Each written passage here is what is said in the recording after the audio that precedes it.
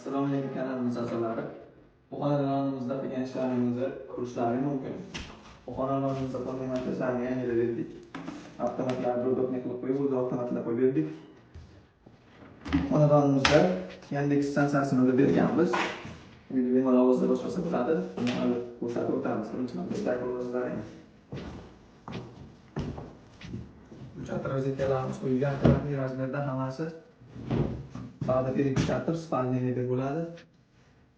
Konditsionerga chiqarilgan, mana dushoy bo'ladi, dushoyga chiqarilgan. Endi Yandex stansiyamizga o'tamiz. Alisa, отключи детский люстра. Endi qanday qilamiz ko'ramiz. Alisa, отключи спальный люстра. O'chirgan.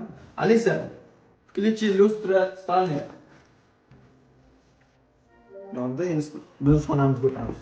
Alisa, включи детский люстра. Mana yonida. Buni funksiyalari ko'p, buni televizorlarga bo'lsa bo'ladi. Hamma pul tushadigan narsalarda bo'lsa bo'ladi. Bunga o'zida boshqarsa bo'ladi.